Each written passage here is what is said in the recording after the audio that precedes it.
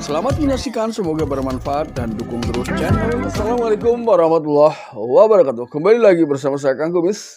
Kali ini Kang Kumis kembali bersama sahabat semua, dan pada kesempatan kali ini Kang Kumis ingin membahas mengenai hal penting ya tentunya yang harus kita pahami, terutama buat sahabat Kang Kumis yang sudah berumah tangga. Dan ketika ada sahabat Kang Kumis yang belum berumah tangga, jadikanlah ini bahan pertimbangan ya untuk bagaimana kita membangun keluarga yang baik ke depan tanpa adanya masalah yang tidak bisa diselesaikan.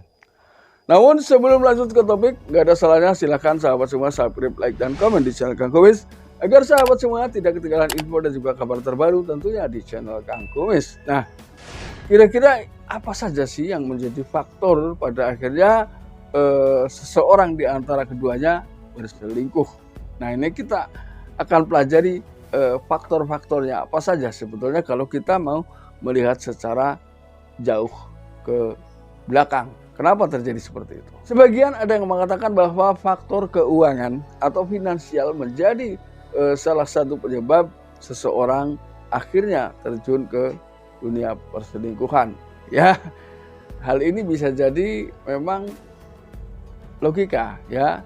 Memang suka ada yang seperti itu. Walaupun ini tidak semuanya, karena sebetulnya pasangan yang baik itu adalah pasangan yang mampu bertahan di segala suasana. Artinya ketika sedang jaya dia biasa saja, ketika sedang terpuruk dia pun biasa saja ya. Jadi orang yang sukses adalah orang yang bisa hidup di segala situasi ya. Kemudian yang kedua adalah terjadinya perbedaan visi dan misi serta prinsip, mungkin lah ya lebih jelas. Ketika memang di antara keduanya visi, misi ataupun prinsip ini tidak pernah sama, memang sulit ya. Jadi maksud dan tujuan seseorang menikah ini kan agar mendapatkan pasangan hidup. Pasangan hidup ini bukan berarti semuanya harus sama, tidak. Tapi tentunya bagaimana kita menyamakan pendapat-pendapat yang awalnya mungkin tidak atau belum mencapai kesamaan. Jadi bukan perbedaan yang diperbesar, tapi kesamaan yang kita cari.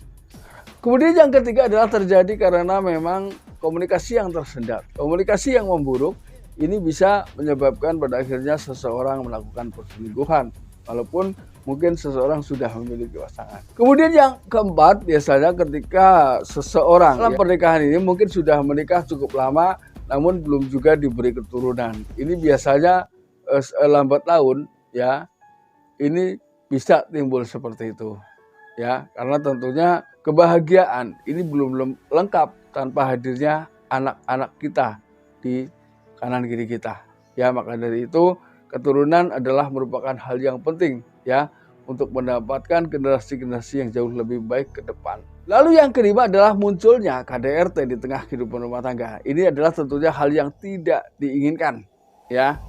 Karena ketika memang sudah tidak suka, ada jalur yang lebih bijak, ada jalur yang lebih tidak menyakiti daripada melakukan KDRT. Untuk merawat kulitmu agar semakin cantik dan bersinar, pakailah Anzora.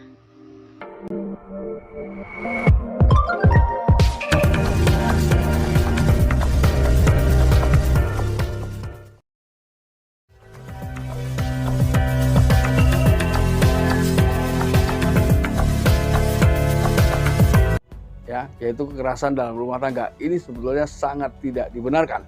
Lalu yang keenam adalah terjadinya hubungan suami istri. Hubungan suami istri yang saya maksud di sini adalah keintiman satu sama lain. Nah, ketika itu terus terjadi penurunan, dan penurunan bisa jadi karena bagaimanapun itu adalah kebutuhan yang memang harus terpenuhi.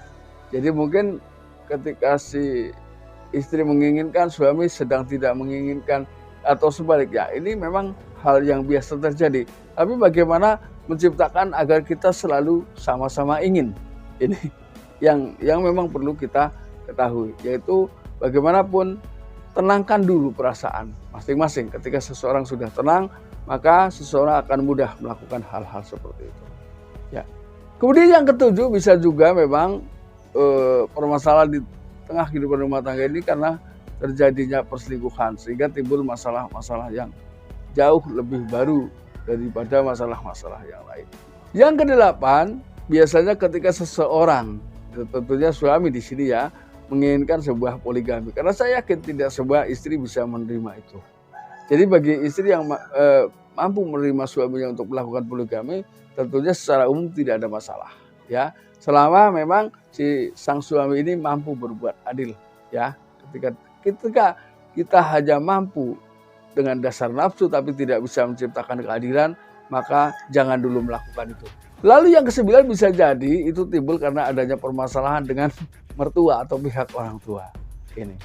Jadi di sini mungkin pernah saya sampaikan bahwa keterlibatan orang tua di sini boleh-boleh saja, tapi tugasnya adalah mendamaikan, bukan memperkeruh atau ngompor-ngomporin, tidak. Ya, jadi mendamaikan biar anak-anak kita ini tetap kembali ya ke hal-hal yang memang kita inginkan, yaitu bisa menciptakan hal-hal yang harmonis untuk anak-anak kita.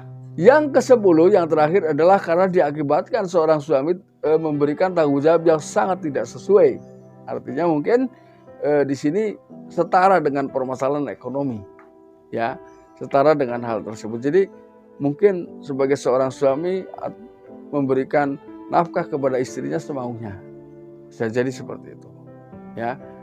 Nah, namun tentunya saya sangat yakin sekali bahwa sahabat Kang Gubmis semua tidak ada yang mengalami hal-hal seperti ini.